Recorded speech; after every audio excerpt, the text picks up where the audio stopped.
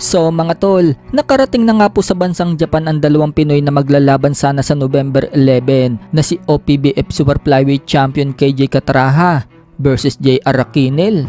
Halos sabay nga pong nagpost sa social media ang dalawa ng kani-kanilang litrato na nasa Nagoya, Japan na sila. Subalit malungkot na balita nga po ang nasagap natin mga tol, dahil ayon sa post ng Sip Sanman, cancel na umano ang laban ng dalawang Pinoy na dapat ngayong Sabado na magaganap.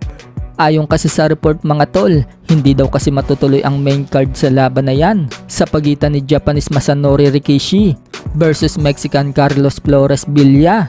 Hindi daw kasi nakarating sa Japan itong Meksikano, kaya walang magagawa ang committee kundi i-cancel muna ang laban. Pero ang kagandahan mga tol, matutuloy pa din daw yan at imumove lang daw ang laban sa February. Ipopost na lang daw nila ang ibang detalye kung kailan daw ang exact date ng reschedule ng laban. Sayang nga mga tol, dahil parehas ng handa ang dalawang Pinoy na magkasagupa sa bansang Japan, tapos bigla lang palang mapopospone. Sa kabilang banda naman mga tol, nagpost nga po ang current unified WBC at WBO Super Bantamweight World Champion na Oya Inoue sa Twitter account nito na napagod daw siya noong Martes ng umaga pa lang. Makikita nga po natin sa picture mga tol na nakaupo lang si Inoue at nagsiselfone lang siya. Marami naman ang haka-haka na nag-react sa post ni Inoue mga tol. Sinasabi nga po nila na mukhang may mangyayari na naman daw na delay sa laban nila ni Marlon Tapales sa December 26. Baka bigla na naman daw magka-injury itong si Inoue, katulad noong laban niya kay Stephen Fulton kung saan nagka-injury siya, kaya na-reschedule ang laban nila ni Fulton. May nagsasabi naman na kunwari lang daw na napapagod si Inoue para maging kumpiyansa daw si Tapales at isipin daw ni Tapales na wala pala sa kondisyon itong si Inoue. May nagsasabi din mga tol na mukhang hindi daw siniseryoso ni Inoue ang pag-iinsayo kay Tapales dahil easy work lang daw ang Pinoy. So kayo mga tol, ano sa tingin nyo? Ano kaya ang ibig sabihin ng post ni Inoue?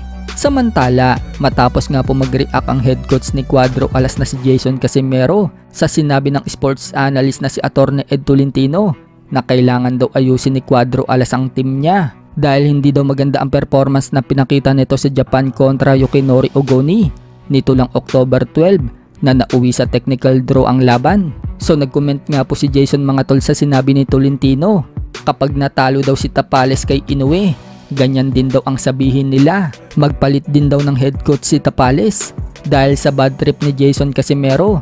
Nagpakita siya ng sparring niya noong July 8 pa. Shinaring nga po niya ito sa kanyang account at pinakita niya ang galawan niya sa boxing. Parang gustong ipahiwatig nga po ni Jason Casimero dyan na hindi siya pipitsugin na trainer. Medyo nadulas nga lang po si Jason mga tol. Buti na lang hindi sumuntok ang ka-sparring niya, kundi baka sabihin ng iba mga tol na napabagsak si Jason sa sparring. Sorry po na. Nadulas lang po, nadulas.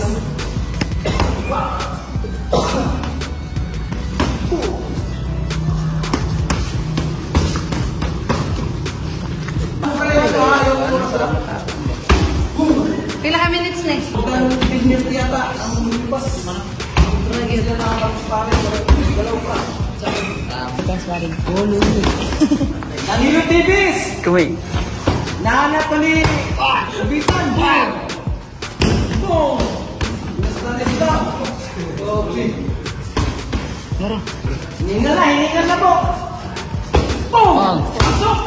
Boom. Pag-shot. Palitan ng body shot. Ang sisibay ng mga ano. Boom! Pumasok ulit yung mga pagkat.